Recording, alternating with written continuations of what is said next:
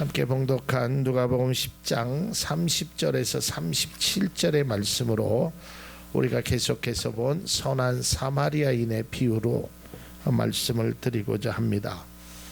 지난 시간에도 말씀드렸지만 이 선한 사마리아인의 비유는 성경 속에 기록된 내용이지만 많은 나라들이 믿던 믿지 않는 사람들조차도 이것에 관해서 많은 이야기를 하고 때로는 법률적으로 정했다고 말씀드렸습니다. 자, 이제 오늘 율법사가 첫 번째 질문은 어떤 선한 일을 하여야 영생을 얻겠습니까? 라는 그 질문을 하고 그 질문에 연이어서 예수님께서 말씀하시면서 이웃을 내 몸과 같이 사랑해라. 그러니까 또 이 사람이 질문을 하죠. 예수님, 내 이웃이 누구입니까? 이제 이거에 대해서 예수님께서 이 비유로 말씀하신 겁니다. 여러분의 이웃은 누구라고 생각하십니까? 그저께도 제가 우리 집사님하고 얘기를 하는데 사실은 아파트에 사는 사람들은 옆집에 누가 사는지도 잘 모르고 있습니다. 저도 지금 한 아파트에서 4년 이상 살았는데도요, 내 옆집이, 내 밑에 집이, 내 위에 집이 누가 사는지도 그 사람이 뭐 하는 사람을 떠나서 가족이 몇 명이 사는지조차도 모르고 있습니다. 그러니까 요즘 같은 세상 속에서 내 이웃이 누구일까? 그러니까 율법사의 관심은 이런 것입니다. 우리가 이 질문을 좀 명확하게 보면 내 이웃이 누구입니까? 내 이웃이.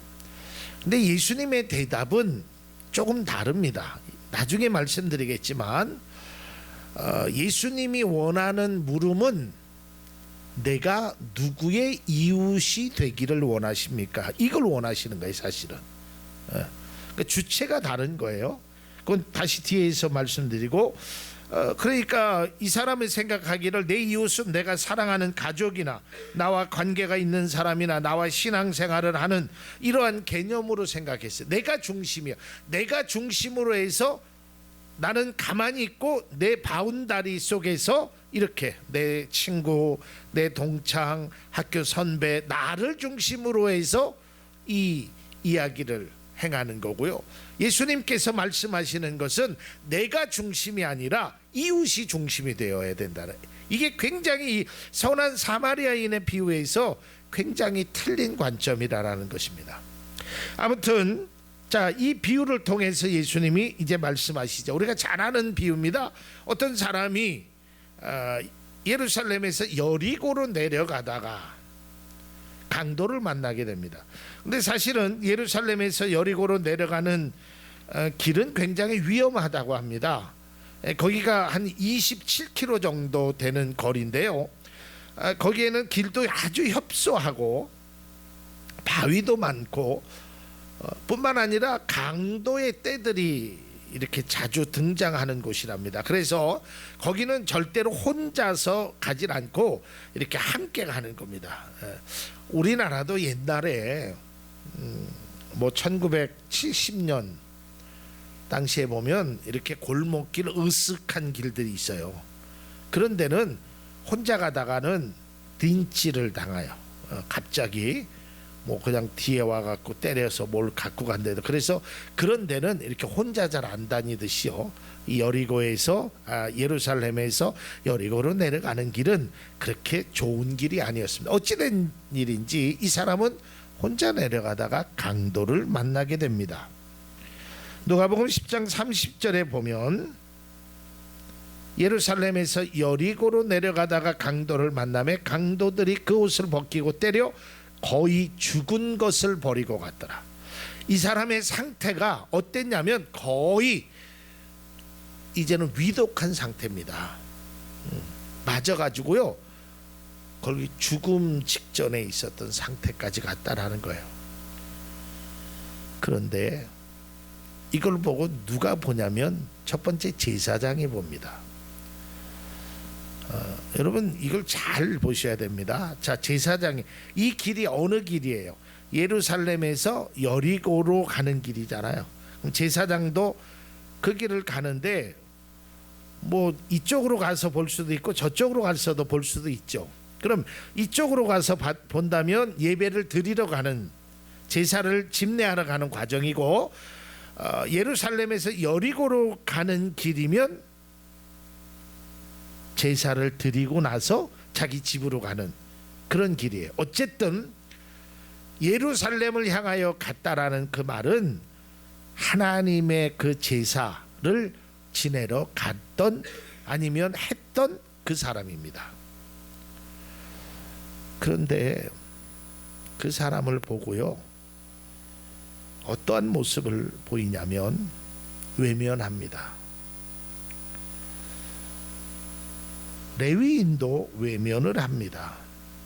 아니, 거의 죽게 된 것을 보고 외면합니다. 정확한 이유에 대해서는 나오지는 않지만 특별히 제사장은 그런 법이 있습니다. 율법적으로 죽은 시체나 이런 사람은 만지면 안 된다라는 레위기의 법이 있기는 합니다. 그러나 아무튼 외면을 합니다. 그러다가 제3의 인물이 등장하는데 그 사람이 바로 사마리아인입니다. 이 사마리아인이 여행을 갔던, 여행 중에 있었던 사람입니다. 그래서 그를 보고 아주 지극정성으로 그를 돌봐주죠. 자기가 기름을 붓고 고쳐주고 말에 태워서 주막까지 가고 주막에다가 2데나리온을 주고 내가 갔다 오다가 당신에게 모자란 비용은 더 주겠다. 여기까지 아주 섬세하게 합니다. 이 비유가요, 이 비유를 듣는 이 율법사에게는, 적어도 이 비유를 읽는 유대인들에게는 좀 심하게 얘기하면 이 내용을 찢어버리고 싶었을 거예요. 우리는 그냥 사마리아인, 선한 사마리아인 이러니까 이게, 그래서 제가 어떤 책에 보니까 이렇게 비유를 하고 있습니다. 어떤 사람이 심하게 매우 위급한 처지에 있는데 교회를 다니는 사람도 보고 그냥 지나가고 천주교를 다니는 사람도 그냥 지나갔다. 그런데 남녀 호랑객기를 믿는 어떤 사람이 그 사람에게 이렇게 했다. 이 이야기를 들은 기독교인은 어떻겠어요? 에이, 뭐 이런 게 다 있어? 이러고 인정하지 않는. 왜 그러냐면 그 당시에 유대인들은요, 사마리아인을 여러분들이 생각하는 그 남녀 호랑객이 아니면 뭐 일본 사람들 그거보다도 더 아주 마음속에 분노를 가지고 있어요. 그 역사적인 배경을 잠깐 설명하면 주전 722년경에 이스라엘이 아시리아에 의해서 다 점령을 당합니다. 10개의 부족들이 다 점령을 당했는데 이 아시리아 왕이 사르곤 2세라는 이 왕이 뭘 하냐면 민족 혼합 정책을 씁니다. 그래서 이방인들과 유대 민족들하고 결혼 정책을 써요. 그런데 다른 부족들은 다 그걸 반대하는데 이 사마리아 사람들은 그 정책대로 행해요. 그래서 이 사마리안 사람들은 이 혼합된 민족으로 있어요. 이제 이게 역사적으로 내려다 보니까 유대인들은요, 뭐라고 얘기하냐면 사마리아인들에 대해서 이렇게까지 얘기를 합니다. 뭐라고 얘기하냐면 사마리아인들의 빵을 먹는 자는 돼지고기를 먹는 자와 같다. 여러분 유대인들은 돼지고기 안 먹는 거 아시죠? 네. 그러니까 그 정도로 아주 굉장히 혐오합니다.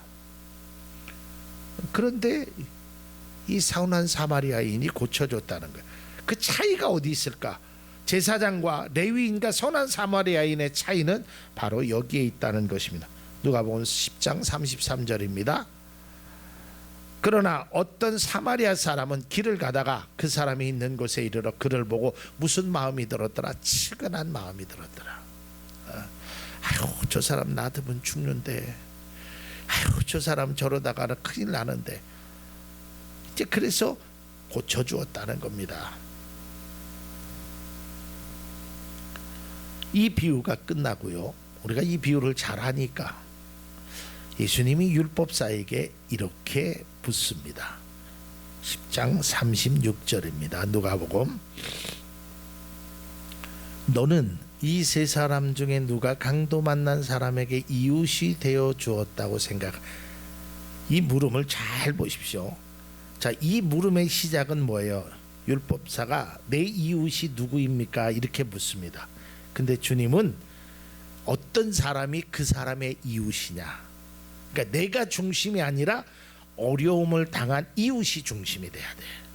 이게 기독교의 굉장히 큰 핵심입니다.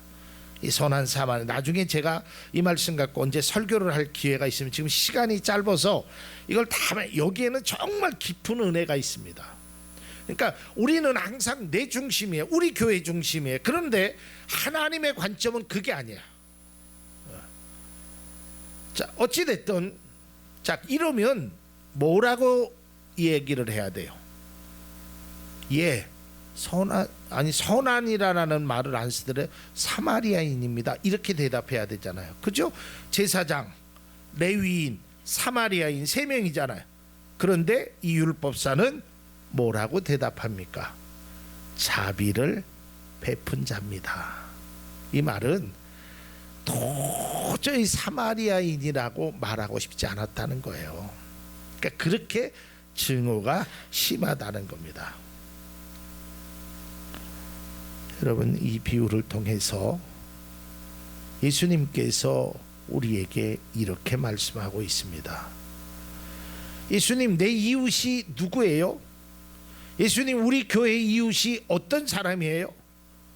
라고 묻는 그리스도인들을 향하여 예수님은 이렇게 우리에게 대답을 하시는 거예요. 내 이웃이 누구냐라고 묻지 말고 네가 이웃이 되거라라는 거예요. 어려움 당한, 다시 말해서 강도 만난 사람의 이웃이 네가 되어야 되는 거예요. 그러니까 내 이웃을 사랑하라 하니까 이 사람은 사랑의 관점보다는 이웃이라는 것에 초점을 맞췄다는 거예요.